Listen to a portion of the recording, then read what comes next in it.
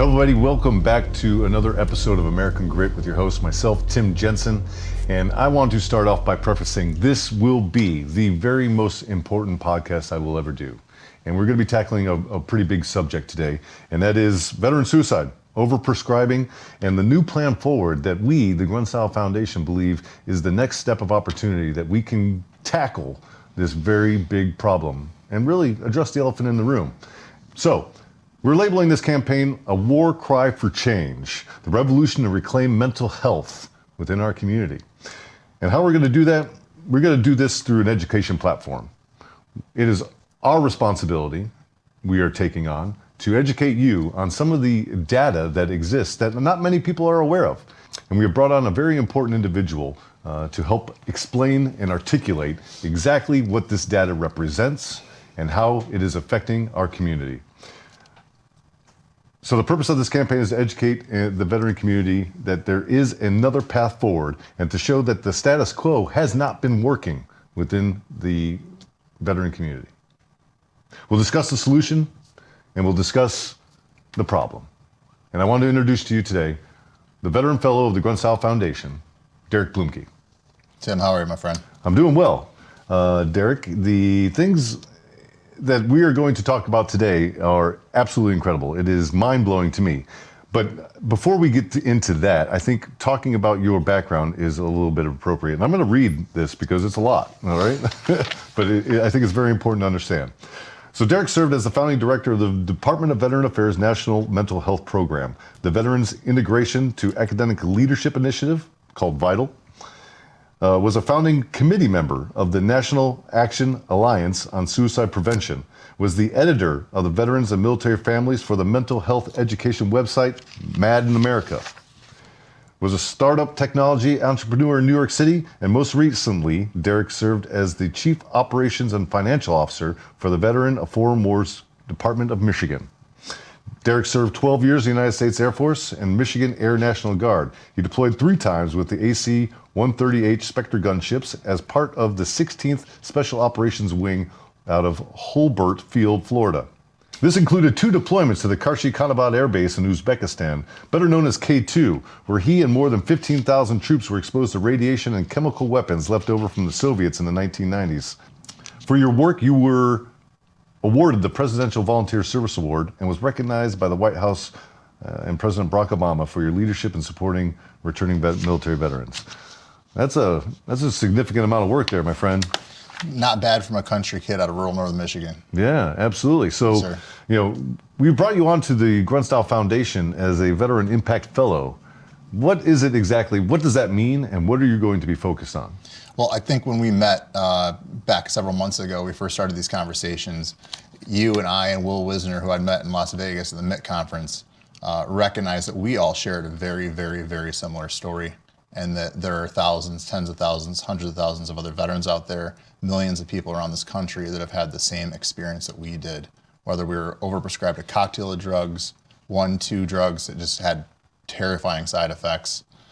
We've recognized that there are major issues with what's going on with the prescribing practices in the United States, specifically at the Veterans Affairs, and the way we are currently running our mental health programs across this country so dependently on prescription drugs and drug prescribing. So my role here, I could not be more honored to be here, partnered with you, Will Wisner, and the rest of the leadership team at the Grunt Style Foundation, the best humans I've ever gotten to know, and all share the same passion, which is making things better for our friends. And so we're going to be running this national campaign.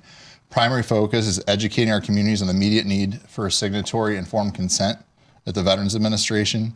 Second, we need to educate our community on the immediate need to implement reformed prescribing and deprescribing guidelines, because currently the prescribing practices and deprescribing practices as we have today are dangerous.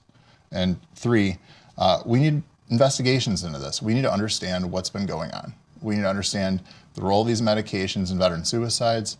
As we're going to discuss, you and I shared very similar experiences, never been thought of harm of ourselves or others before, and magically wound up with these medications, and all of a sudden we're thinking about harming ourselves. And we found from talking to a lot of our friends and the data and statistics, this is not just a Tim and Will and Derek problem. Yeah. So let's get into some of those statistics, right? Sure. You mentioned in the past, there have been a lot of conversations. There have been testimonies on Capitol Hill in the mid '90s, specific to Prozac. Yeah. There's been testimony as of recently with individuals from the veteran community testifying before the Veterans Armed Services Committee on overprescribing of these pharmaceuticals into our community. And this is an incredible thing. Right, when we're hearing the veteran suicide rate from Brown University, the numbers are being reported as 30,177 veterans have died in the last 20 years in comparison to the 7,057 combat deaths of the same period. Right. That's a problem. That's a red flag, right? It's a higher rate than what we see in the civilian sector, right? But as I understand, those numbers are incorrect. Right. So what we're seeing is we basically have the suicide rates, which we've commonly talked about as 20 suicides a day. 20 veterans kill themselves a day is what we've been told for a long time. What we don't have, though, is when we're factoring for the single car 100-mile-an-hour accidents, the drug overdoses, where we're not totally sure whether it was intentional or it was an accidental overdose. And so those numbers aren't always included in this 20 a day number. And we're also finding that some of the reporting going into these numbers hasn't been really what we needed to really understand the scale of this problem. Right. And that speaks to some of the ways that this data is collected, as I understand. Yeah. And could you educate the listener on exactly what we mean by that? Yeah. So when we're talking about, we're looking at the National Violent Death Reporting System. This is a program out of the CDC, and so they collect all this data going from corners from across the country, and they're looking at any violent death. And so they look at suicides, but they also look at deaths of undetermined intent. And so they look at 48 different states across the country. We find that coroners at various coroner departments do their work differently. Mm-hmm. They do their reporting differently. Some states do their reporting differently. So not every person that dies by a drug overdose or suicide is tested whether to see these medications are in the individual's blood system at the time of death. Right. And so I believe it's about 34% of all Americans who died of undetermined intent. This is from 2020. 34% were tested. When I say I think it's 42% of those that were tested, they found an antidepressant in their system, and a similar test rate of benzodiazepines. They also found, I believe, 32% in those toxicology reports. And so this is really interesting. So when we look at veterans, the only toxicology data that I'm aware of today is a study that came out looking at the years 2010 to 2014. And in that study, they found 24% of veterans who died by suicide had antidepressants in their blood systems. And so this is interesting because we'll talk about kind of the history, how these drugs came to market. Selective serotonin reuptake inhibitors is the drug class that we're going to talk about the most. This is the drug that came out originally. Prozac is the one that was first out, the one we know the most about. But Zoloft followed a couple of years later, and so on and so on. And as they did, suicide rates started beginning to incline, coming around the 2000s when we started seeing market saturation of these drugs.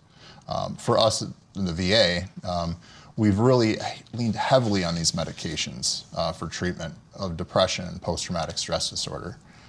For Tim and Derek, this means when we're prescribed these medications, we're not totally aware of all the effects. Right. We walk into this not totally knowing what we're getting into. No, we're not doctors. No, we're not. And the doctors a lot of times don't even know because they're going off of what they learn in medical school, and medical school doesn't cover this. To my knowledge, they're still not learning the issues of these major side effects of these medications, withdrawal, my experience of being trapped on Zoloft for a year, and so on. So I think it'd be interesting, to really first start by talking about what our experiences were, because I think there's a lot of folks out there that are really going to hear this and say, "Wait a minute, I have that same story." Yeah. And I think that that's something we need to hone in on because it's the personal stories that make change. And when you hear folks that, like you, co-owner of Grunt Style, me, co-founded Student Veterans America, been involved in mental health programs for years, running them. People say, you know what, if this happened to those two, like this definitely happened to me. This is my experience. Yeah, So, absolutely. I think it's important, and it's not a subject that I shy away from, right? I think No. part of the responsibility of doing these types of podcasts is to be relatable, right? And to get down and meet people where they're at, Yeah. right? And I certainly had my own problems when I came back from Iraq, right? And during that time period, a lot of my thought was, this is all stuff that was happening from my exposure to combat and the loss of my friends, putting them in bags, and all sorts of different things. But where I'm at today, almost 20 years later, and understanding what that all rooted from, it was largely not that military service. It wasn't that combat service, but the medicine and the way that the VA prescribed, because that's where I went, right? Because I was under that mindset of saying, hey, Absolutely. I need help, and I believe this is all stemming from my my combat service, and coming back from a position where for the last year, right, I was being trained to go and take life, to destroy life. And now I'm out of the military after significant combat experiences with a 1-year-old son that I barely even knew, and was now responsible for nurturing life, right? That was a huge spin on my head.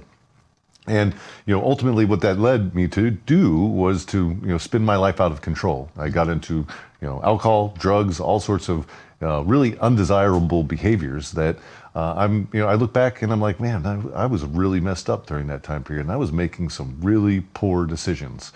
I lost my wife at the time. I lost my children. I lost nearly everything that was important to me, everything that at that time I had built and I was proud of.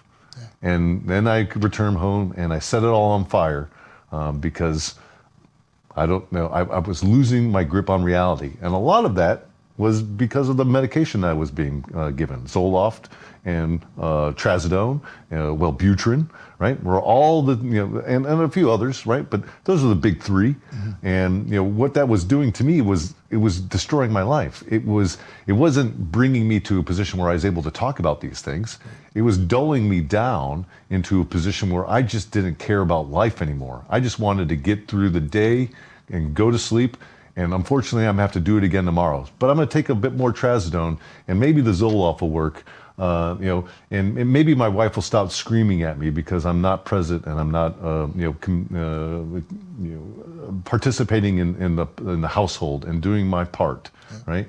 And the next thing I know, I'm suicidal, right? And I try to take my own life. And there's a documentary about that on Amazon. If anybody wants to go and watch it, it's called The Bullet. And they should, because it is raw. It shows the terror and the pain that you went through, and that of what so many other people are going through. Absolutely. And watching it, when I first watched it, the day after we first met, I was in tears watching it. Yeah. It was just, I just saw it. I just felt for the pain that you went through. That was 2016, right? Yeah. That's here we are about 7 years later, right? 8 years now. And I think there's been some big strides, but it all had to do with getting myself off of that poison, right? To where before I was with Grunt Style, I was a union carpenter in the city of Chicago, right? And I was on this medicine and taking the regimen as I was prescribed to do. I was coming home from work one day, taking the same way home every day. I'm 55, leaving the city to go to the suburbs. But I found myself in Portage, Indiana, 99 miles away from my house, not even knowing how I got there, right? And that was the last day that I said to myself, I will no longer take this medicine because I do not have control of my life, and something has to change. And that's the day I walked away. I walked away from the VA because it wasn't providing me any help, and I walked away from taking that medicine, which probably spun me out of control even further, right? Because, I didn't go through the proper means of getting off of that medicine. So you want acute antidepressant withdrawal? Yeah. So what was that like? That was horrible. Yeah. I mean, I shared very similar experience. When we first started Student Runners America back in 2008, I'd left school in 2009 to set up our Washington, D.C. headquarters. And while I was down there, I was having a very difficult time. I remembered that 6 months earlier, because I was in the Air National Guard, I was a full-time student at the University of Michigan, and I was a group of us, a whole team of us across the country, were trying to run and build Student Veterans of America to help other vets transition to college. And so it was a lot. That's something caused depression and anxiety. try doing all those things. And naturally you're gonna say, yeah, maybe you should take one of those things off of the table and just like take a little break for a while. But that wasn't the case. Like I reached out for help. I thought I was going to see a counselor, and instead I got prescribed Wellbutrin. 6 months later, I'm in Washington, D.C., had not been taking it every day as prescribed. I didn't understand the risk profile of it. I thought I could take it as needed. Instead, I took it for a couple days, a week, abruptly stopped taking it, was drinking alcohol at the time, woke up the next morning wanting to kill myself, and considered throwing myself in front of a metro train on my way to the office at Student Veterans America's first headquarters in just outside Union Station. And so that was my first experience. Fast forward, was recruited by the chief of mental health of the VA to build a national mental health program called the VITAL Initiative, Veterans Integration Academic Leadership Initiative, which is helping vets get access to the VA for VA care. And there was recently a GAO report that just came out about that, showing that student veterans are having a disproportionate need to access to mental health care. A lot of student vets are struggling. And I understand that because I was a student veteran. I'm a student veteran again, today even. And so what I fear, though, is that the program that we helped start, and I even named, my fear is that other veterans are finding themselves in the same shoes that I ended up walking in 5 years later. Yeah. 2016, running a tech company in New York, got prescribed Adderall, gabapentin, a couple of other medications. Life fell apart, company failed, relationships failed. A friend of mine had to pack me up and throw me in a U-Haul and haul me back to Michigan. Was ultimately put on Zoloft. Every day, all I can think about is just, I don't want to be here. I don't want to exist. Life isn't worth living. All these horrible things. And just was so broken down that I didn't believe I even deserved to exist. And I thought that I would never do anything again. Yeah. And that was the most challenging time of my life, I thought, until I tried to get off of Zoloft. I'd been on Zoloft for a year. Had not been told of the risk profile of the drug, had not been told of the dependency issues with the medication. Once you start it and you're on it for a while, it can be impossible to get off for some. Others can get off it cleanly with no issue whatsoever. Others struggle like I did and had a year, or have 6 months, years withdrawal from some of these medications. And so where we're running afoul is if we are going to prescribe these medications, in which there are many people that are benefited from them. And so Sure. we can't say that all drugs are bad. That's not what we're saying at all here. What we are saying is that if you are getting prescribed a medication that can cause you to harm yourself or others, or can cause you to lose your sexual function. I just met this young veteran just 3 days ago. He tells me, Derek, I had no idea what you're working on. I want to be part of it. I was prescribed 8 drugs at the same time by my VA psychiatrist. I was not told of the risks. When I tried to get off of it, I had these brain zaps. My nervous system was just on fire. I barely survived it. Yeah. And what's worse is that I no longer have sexual function. Which is a common. This is becoming. We're only now learning the issues of some of these medications. We had been told there was a 2 to 4% sexual dysfunction rate with antidepressants, with SSRIs. That's when you're not asking the patient if you're having that issue. When you ask the patient if you're having that issue, we're now finding from studies that it's like 50% sexual dysfunction. And for some people, they're finding this is permanent. Yeah. Yeah. You want to talk about something that can cause self-harm? Not being able to reproduce and build a relationship, Yeah. And have a child. Like, those are the things that really, those things hurt people. And nobody should go into that uninformed. If you're prescribed one of these medications as a risk like that, you should be sat down by your doctor and you should be explained all of those side effects. Right. And it seems you should sign, understand, hey, I get, Yeah. I understand it. I understand the risk. I'm still willing to go forward. And if they are, fine, but at least they are aware, going in, eyes open. Sure. I mean, the expectation today, right, is that, you're going to sit down, you're going to have a conversation with a doctor. They're going to be like, oh, yes, you're a great, candidate for, Zoloft or Paxil or whatever, insert your SSRI of choice. And then, very little conversations being had about that, of the risks that are being involved. Then you go to the pharmacist, and the pharmacist gives you a little bit more information, but not enough. And then you're left to read this, big old map. 6 foot long printout. Right, that is maddening just to get through the first paragraph because it's so mumbo jumbo. And you're a psychiatric patient at that point. Right. And so now the psychiatric patient is now expected to be able to comprehend a 6 foot long printout on tissue paper, thin paper, right, trying to comprehend all of these risks. Right. Well, in a severe mental position to begin with, where comprehension Impossible. is at its least. You can't give informed consent in that scenario. Right. You cannot. It's right. impossible. And this is why we're having this conversation, why we think this is so important, right? Is, we put this into context and we think about what the work was done with the PACT Act, right? We are seeing so many of the veteran community, coming down with these exotic and rare cancers, right? And dying at high proportional rates in comparison. their 30s and 40s. In their and 30s 50s. and 40s, right? Right. I can go down the list of everybody that I know in my unit that has died from this and are currently suffering from cancer on that, right? So we went to bat for that and put that into context, right? And then we sit and now we understand, and the PACT Act was a great achievement, and there's still a lot of work that needs to be done with that to continue to improve that, and it will forever be. It shouldn't have required you and 100 other veterans camping out of the steps of the U.S. Capitol to get that done, though. No, it shouldn't have required not. the fight and Absolutely effort not. the VFW and others put That's into when I that. look to the representatives on the Hill, Disgusting. to stand up and do the right thing. But then I look at the suicide numbers, right? And the number is something around the 150,000 mark. And I think about my dearest friend that took his life last year.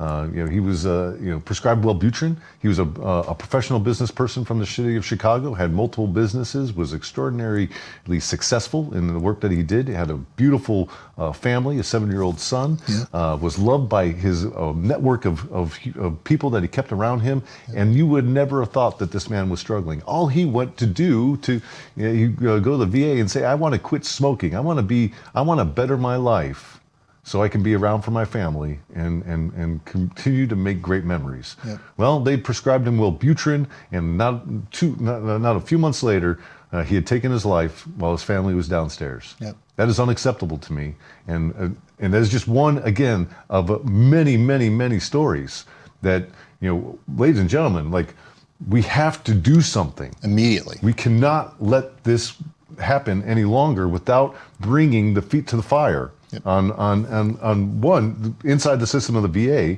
and then two, talking with the legislators who have the ability to make differences by co-sponsoring bills that already exist that can give us more data on this particular subject and can right the wrongs in many ways. And that's where I want to kick it off next is, where are we going? Yep. So, I had a similar experience just less than 6 months ago. My best friend from high school killed himself, and sister-in-law found him.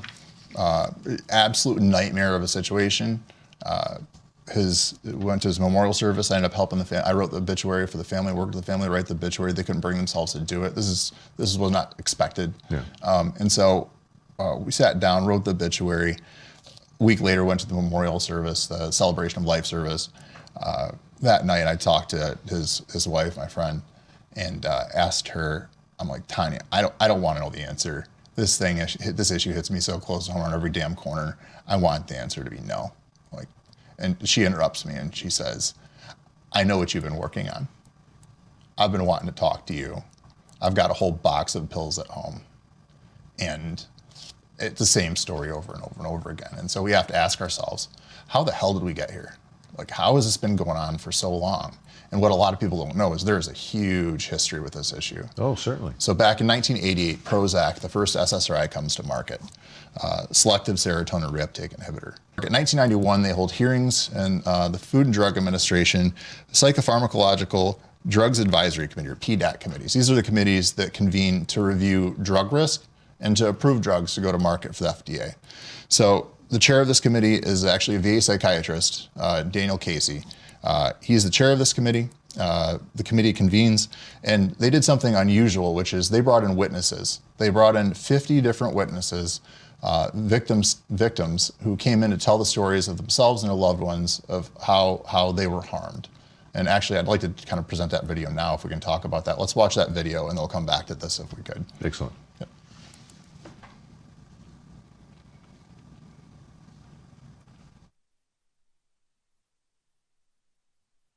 Prozac did this to me. Had someone looked further into Prozac, believed me, even mentioned early on of the so-called remote possibility that Prozac could cause any of these adverse effects, especially the act of putting a loaded gun to my head, to want to die so violently, steps could have been taken to avoid it. I had two sons, David Lee, age 8, Billy 16.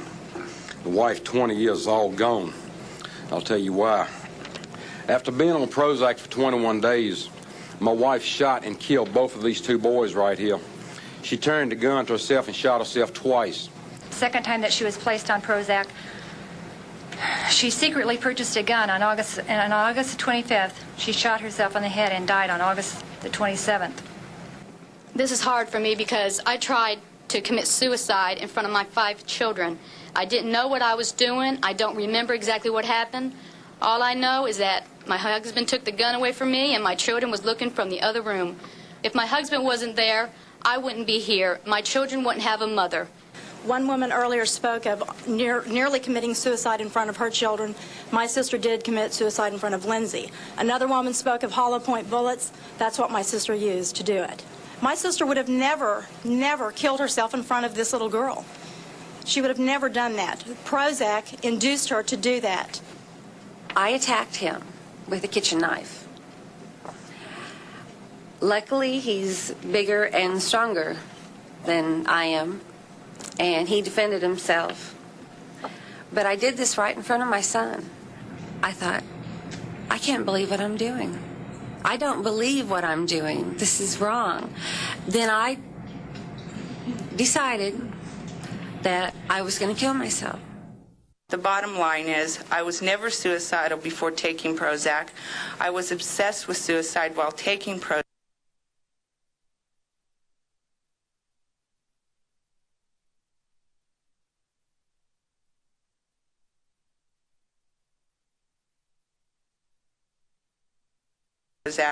And the obsession stopped immediately after I stopped taking Prozac.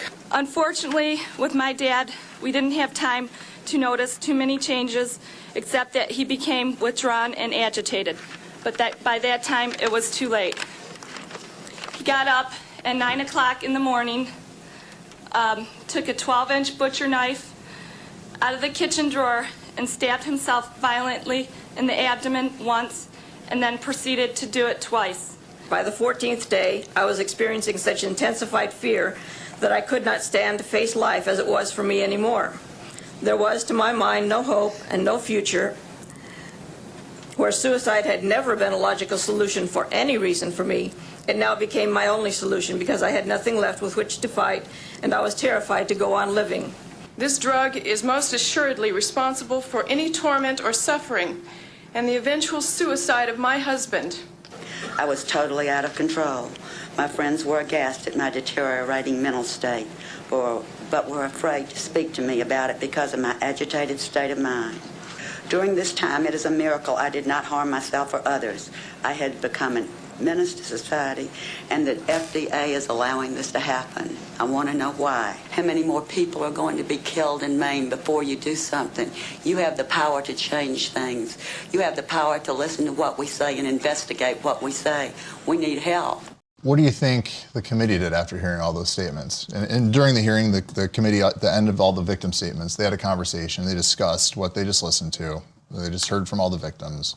And they discussed, one of the panel members, Dr. Teicher, shared that an observational study, basically what they'd found, not through a double-blind, placebo-controlled study, which is like the gold standard of research, what they found is like a 3.5 time increased risk for attempts or thoughts. And what do you think that the committee decided to go forward with after hearing all of that? Like, watching this, I think you and I are both nearly in tears. Yeah, I'm aghast, right? The question, what did the committee did? Well, I would imagine the committee did nothing, right? Because there's probably a lot of interest. Did involved. you cheat? No. Did you cheat? Did you skip ahead? Absolutely not. I look at this story of Tucker Moneymaker. 21 days his wife was on that Prozac, and goes and kills the two most precious things in their family. Yeah. That no mother of sane psychological presence would ever do. On 21 days. 21 days. And she kills the whole family, kills everything that's important. And they were clear. It wasn't confusing. They're like, this drug made me feel this way. It made me do this. I'd never been suicidal. Sure. And all of a sudden, magically, I want to kill myself. And as I understand, there's data that even supports that the female or women were disproportionately, excuse me for my mispronunciation there, but disproportionately affected by Prozac during that time period, right? It's unbelievable. Yeah. So let's go back to the video. Let's see what the committee decides. Let's hear their discussion on this. Class action waivers have been granted to the following members: K-Mean Lin for his interest in Merck, Jeffrey Lieberman for his interest in Sandoz, Robert Hammer for his interest in Bristol Myers Squibb, James Claghorn for his interest in Sandoz and SmithKline Beecham, David Dunner for his interest in Sandoz, Burroughs Wellcome, American Home Products, including Wyeth Labs and A.H. Robbins, Eli Lilly, Pfizer, Ciba-Geigy, Warner Lambert, including Park Davis, SmithKline Beecham, and Bristol Myers Squibb.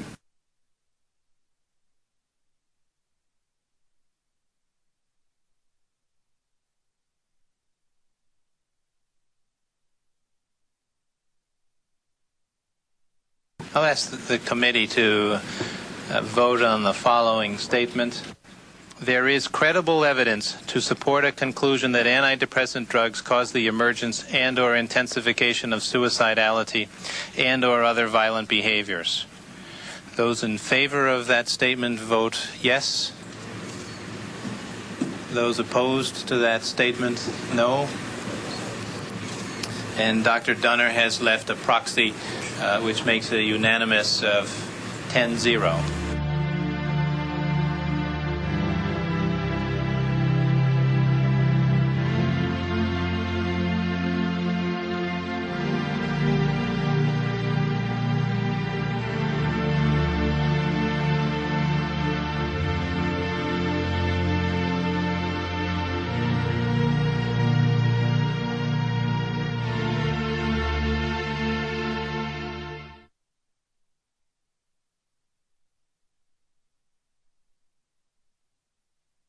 What is class action waiver?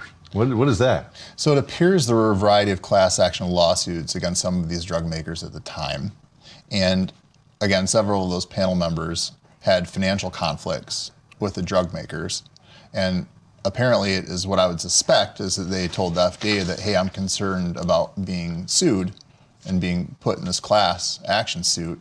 And so I do not know the authority that the FDA actually even had to do this, but they gave these individuals waivers so they could be protected from class action suits and related to their involvement in the committee panel. Right. And so what's crazy about this whole thing is that, so this is just the beginning. So this is 1991. You fast forward to 2004, a box warning is added to SSRIs, the entire class of antidepressants, for suicidal thoughts and ideation for adolescents, for 10 to 18, 19-year-olds. So let's pause really quick on that. Shoot. So we go over 10 years after that study, after that conference or committee, whatever we want to call that shenanigan, right? Before anything is even done. There's movement, medicines. There's lawsuits, there's all kinds of settlements, and we'll get to that too. So that these issues just don't go away. There's kind of pops where there's a big event, and so during that time, these drugs started getting prescribed en masse to kids. Yeah, I was one of those kids. I got issued Prozac, or I'm sorry, Paxil, at a very young age. Paxil's an interesting one. I'm surprised I'm still here. I'm surprised you're still here. GlaxoSmithKline got hit with a $3 billion criminal fine by the U.S. Department of Justice for fraud and misrepresentation of trial data on a study on kids. They said that the drug was safe and efficacious. The drug actually had multiple completed suicides in this study, and they hit all of that. GlaxoSmithKline hired a researcher out of Brown University to conduct the study. They then hired, a marketing firm to write the study, which it seems is industry practice at this time. Yeah. That firm never had the raw trial data, and so when that report was published, drug was safe, effective, worked, no issues. Well, that was not the case at all. So the box warning is added. So this black box warning that we hear about is a warning for patients on medications that can cause serious adverse events. So suicide, self-harm, harm to others, those types of things. And so they put this box warning on this drug in 2004. Many in the medical community, the American Psychiatric Association among many, are wildly upset with this. And they start making unfounded claims that this warning, the FDA actually doing their job, which applause to them, I think we have to. So they put this box warning on this class of drugs, and they are criticized for it by the APA, industry, and a lot of other folks, saying this warning is going to cause people to kill themselves because they're going to be afraid to see their doctors to get the help they need for their depression, which we know is fatal. And so 2 years later, 2006, another box warning. The warning is now added to 24-year-olds. It goes, so now from 10 to 19, and now it's 20 to 24. 2003 or 4, my friend Kim Witzak, her husband was given a sample of Zoloft. 5 weeks later, she gets a phone call while she's in Europe on a business trip from her dad saying, he's dead, he's dead, he's dead. What do you mean he's dead? He's hanging from the rafters. Problem that these folks run into is when they get sick of harming the poor and working class people of this country, you start harming white collar folks who've got professional backgrounds and know how the systems work and know how to fight back. Kim fought back. Mm-hmm. Kim got involved and helped get the box warning added for that young adult group. It should have gone much further. They stopped at 24. The data is there to show there was more concern for that higher age groups, but stop there. So you get the box warning, again, wildly upset, claiming that the FDA is going to cause suicides, cause harm. And they can still continue to make these claims today. And so that's 2006. 2009, again, Pfizer gets a $2.3 billion criminal fine. 3 years later, GlaxoSmithKline, 2012, they get hit with a $3 billion fine. In 2010, though, we have another opportunity to end this. Pause. Could you repeat those numbers one more time? Okay. In 2009, Pfizer got hit with a $2.3 billion criminal fine by the U.S. Department of Justice. At the time, that was the largest criminal fine for healthcare fraud in United States history. That's 2009. 2012, GlaxoSmithKline, so that study that I referenced, that study 329 that was studying children, that really the study broke open the doors for prescribing of SSRIs to kids en masse. They got hit with a $3 billion fine. Again, a criminal fine by the U.S. Department of Justice. Right, so over $5 billion of criminal activity. That's just two companies. Right. There's another $300 million fine against, I think, Forest Labs. Class action lawsuits are occurring throughout this time. Individual suits, these companies are making settlements throughout this time. But you don't see the settlements because they make deals with the victim saying, you can't talk about this anymore. Yeah. You can't talk about how your loved one died. And so all this is going on throughout this entire period. So 2010, we have House Veterans Affairs Committee hearings. So these hearings, let me skip it here, exploring the relationship between medications and veteran suicides. We have 3 non-government experts, 2 folks from the American Psychological Association, another from the American Psychiatric Association, and then you have a gentleman out of Weill Cornell Medical School, Andrew C. Leon, a professor of biostatistics and psychiatry at Weill Cornell. We would later learn in the hearing, the committee chairman actually asked him, because he mentioned that he'd been a paid consultant for some of the drug makers. The committee chairman asked him, so who exactly are you consulting for? And he says, do you mean industry? And he says, yes. You mean the companies? He says, yes. Pfizer and AstraZeneca. Pfizer, one of the drug makers of one of the SSRIs, which was in question, sole focus and spotlight during the hearings. This gentleman argued back and forth about how depression is known to cause suicides, as though the straw man argument was the end of the conversation with any medication's role in possibly causing harm and death. And that was the pushback, and that's what we saw from the APAs as well. And so during that hearing, we also had Dr. Ira Katz, formerly of the Department of Veterans Affairs, former head of the mental health at VA, former chief of mental health at VA. He was caught just a couple years earlier on a CBS investigative report that detailed emails when discussing suicide numbers of veterans at the VA because they were concerned that the public would be upset about that. And so those emails were leaked through, CBS did a Freedom of Information Act request, got these emails, and showed that these folks were not being totally forthright with the public or Congress on these suicides. So right. We're fined $5 billion between two of the largest manufacturers.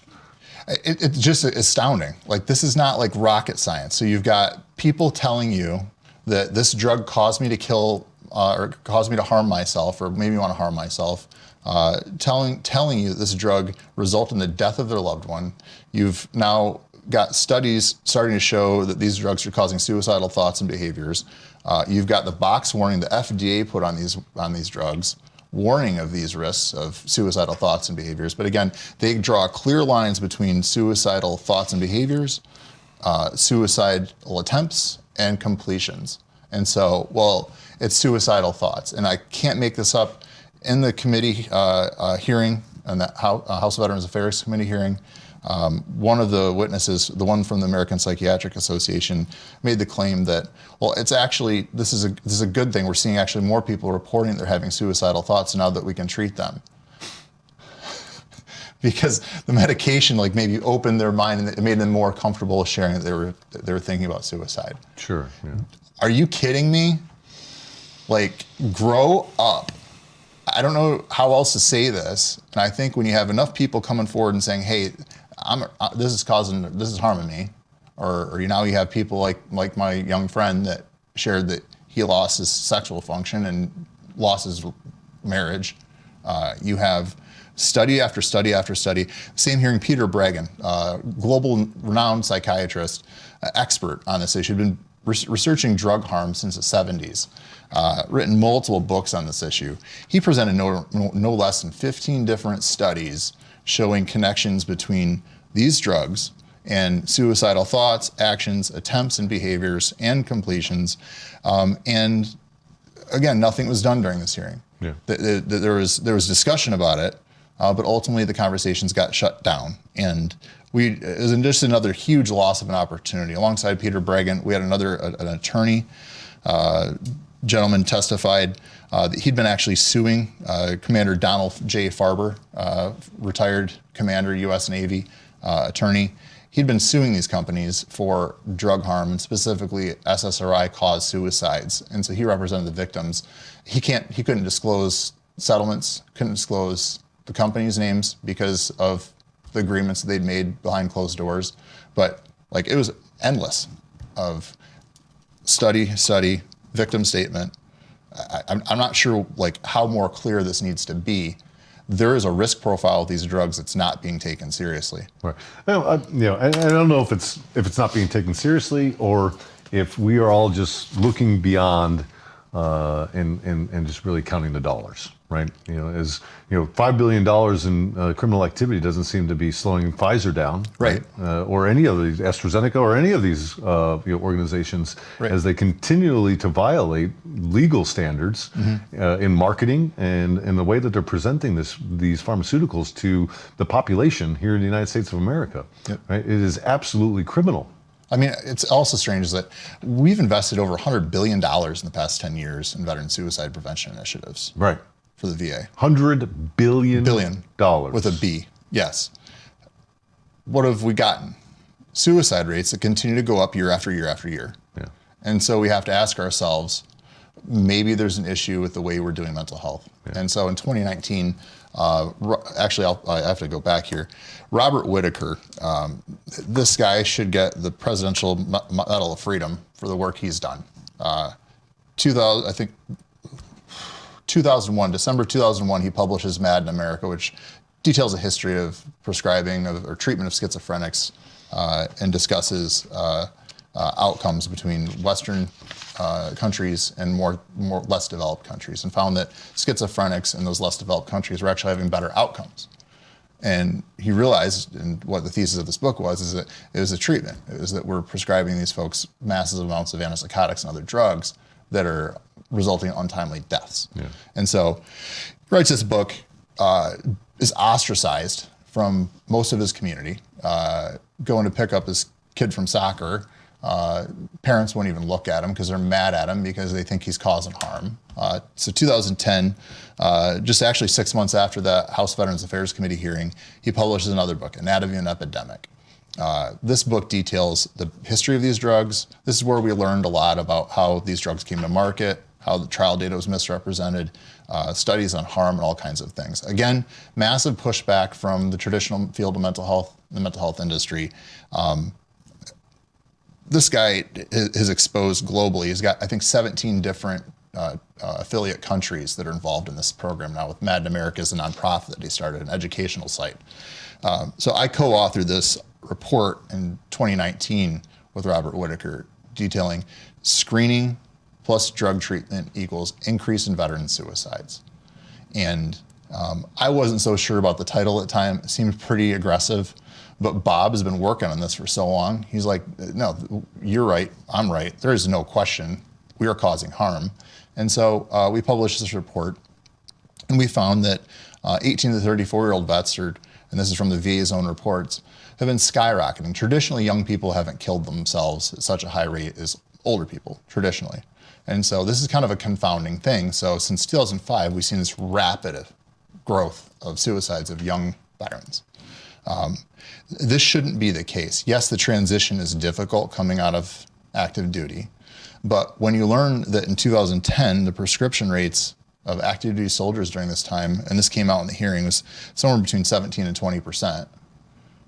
And then there's studies now coming out, and there's actually a psychologist from the VA there is now a researcher out of the VA that's actually studying some of these issues and showing that there's a gap between when you get out of active duty and transition into civilian life. If you're being prescribed an antidepressant in active duty, you're not given several months worth of your medications till you get to your next doctor. Instead, a lot of vets bounce around and aren't able to get to a doctor fast enough, and they find themselves going through acute drug withdrawal, and find themselves what the term is called akathisia. It feels like your central nervous system is exploding. So when I was going through my withdrawal, it felt like bolts of lightning were hitting me in the head. Blips of time were vanishing, dizzy, nausea. I mean, I was so paranoid. I thought the drug industry had a hit on my life, all these horrible things. And so it's just one thing after another. And so now we've got 2022, we've got studies coming out showing sexual dysfunction, now learning it can be permanent. 23 issues with brain development, infants post-birth after their mother was on an SSRI. So we're learning a lot and fast, but we've already learned a lot of this. Yeah. And I think in parallel, I think it's important to recognize there in the last 5 years, and this has been really dripping over the last 15 years, is the amount of science that is coming back out of some of these researching organizations and universities that selective serotonin reuptake inhibitors are providing no value, that everything that they've been prescribed and marketed it towards is absolutely wrong. Well, that's interesting because the studies, even from the outset, even the studies that were presented to these PDAC committees, the committee that was chaired by that VA psychiatrist back in 1990, looking at Zoloft, there was huge internal debates in that committee of efficacy. Yeah. Like they were having, the big argument was, does this drug even work? And study after study, we I think last year, the year before, Thomas Insel, who is the former head of the National Institute of Mental Health, So he was kind of known for years as America's psychiatrist, wildly respected in the community. Just the past year or two, he's come out and said, well, what we've actually learned is that these drugs don't work very well at all.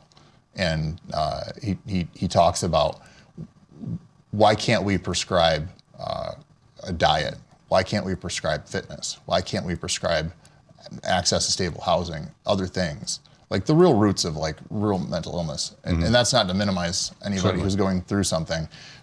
There's a lot of folks who have issues naturally, but like that's not everybody. A lot of this is caused by your environment. Profit. Resulting, yes. You wind up in one of these offices because of the profit. Yeah. So, I think we can go on and on and on. Absolutely. And, unfortunately, it would just make me more angry than what I am today, and where we're at in this conversation. But, I think it's important for us to talk about where are we going? Right. What needs to be done? Again, I think we made it very clear, we're not asking to remove this modality, right? Because it does have efficacy for some people. Absolutely. Right? And what we're asking for is something else. Right. What's next? So I think for the past 8 months or so, I've been chairing a subgroup of Michigan's Governor's Challenge. And so this is a call on from the White House on governors from across the country, Democrat, Republican alike, to build, scale, create new mental health initiatives for veterans and suicide prevention initiatives. And so I'm chairing this group. I believe it's the only group in the country within any of these governor challenges that is looking at medications. And so the name of the group is Psychotropic Safety. And actually, we were proud to have you join our meeting last week. I think, what were your thoughts from that meeting? Well, I think you got a bunch of smart people that have come together to solve a problem. And this is happening in 50 states across the United States of America. And it is an extraordinary important topic of conversation that we need to be having. And my opinion is that we need to amplify that and be screaming from the mountaintops. Yeah. And I just that they're facilitating these conversations is incredible. Like nobody else is really doing this. I mean, Director Brian Love, the director of the State Veterans Agency there, the rest of their leadership, that this program has gone on through 3 directors, shows that this administration is really looking at this issue or finds it compelling that these conversations deserve to continue. So I think that state needs to be applauded for that, because other states need to jump on board with this. But so where we're at today is informed consent. We have half a dozen or more national veterans organizations: American Legion, Jewish War Veterans, Reserve Organization of America, Special Operations Association of America, Navy SEAL Foundation, Marine Corps Reserve Association, and others are supporting legislation that would provide signatory informed consent at the VA. This would also include educating doctors, because most doctors are not at all grasping the gravity of these side effects. So that's one. I think that's the most important and immediate thing that can be done, is ensuring that patients just go into this eyes wide open. They understand what they're getting into. Yeah. Second is that we need to have reformed deprescribing guidelines. Patients are being told you can do 50% reductions over the course of weeks or a month, couple months. That's not the case for many. And is what this does is it actually throws people into severe drug withdrawal. And that's where you have your suicidal ideations and thoughts. And so there's a new deprescribing guideline that has come out of the United Kingdom called the Maudsley Deprescribing Guidelines for Antidepressants, Benzodiazepines, and Z drugs. This needs to be implemented immediately. We need to be talking with patients, one, making sure they're aware of the risks of their medications, but two, we need to be slow. If we're going to have somebody on a drug for a long period of time, we're going to be slow in getting them off of it, because going fast can cause them harm, and that is what we are currently doing. Yeah. And so, and three, there's a bill in Congress I'm aware of, 5633. It's been introduced that would require the VA to provide a report to Congress on the role of medications in suicides. Yeah. What medications was the veteran on?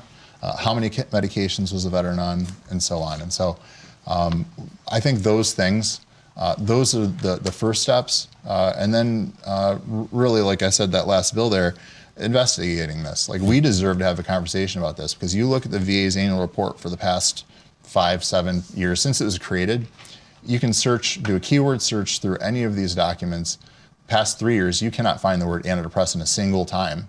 Yeah. When we know that 20% of all veterans are prescribed these drugs at the VA, and 70 to 80% of vets who are diagnosed with PTSD or depression are prescribed these medications at the VA. Yeah. And so, how do you have this as be like one of your primary modalities for care for these issues?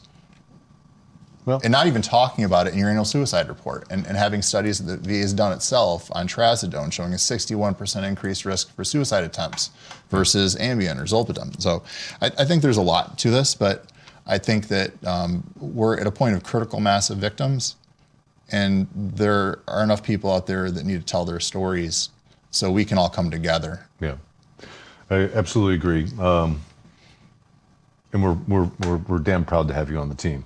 Ladies and gentlemen, Derek Blumke, Veteran Impact Fellow for the Grunt Style Foundation, an individual that has been in this conversation for quite some time and bringing a lot of data to this conversation for all of us. And I hope that you guys learned something. I hope that you can share this information with people that you find it to be important, and they can do something with it and educate more and more people, because that is ultimately what we're trying to do here. And I have 2 challenges for everybody that's watching. One, for the veterans that are on the Hill representing all of us in this country. There are 14 names on this Bill 5633, and there are plenty more veterans in Congress, and their names should be on this bill. And I challenge you to take a look at it, and I challenge you to endorse it and be a co-sponsor. The second challenge I have is for the people that are watching. We want to hear your stories, and we'd like for you to go to gruntstylefoundation.org and tell us your story and contact us. We'll listen, and we'll continue to print, and we're going to continue to talk about this for a long, long time until we get the change that we desire and the change that is needed, because we, the veteran class of this country, is going to change the way that we look at mental health, and we are going to be the future. So, ladies and gentlemen, like I said, the most important podcast I will ever do. And I hope that this information was powerful for you, and I hope it made you as angry as I am right now. And go forward and do something with this information, and let's make a difference. Till next time, you guys know the rules. Be kind to one another and wash those stinking hands. We'll see you soon.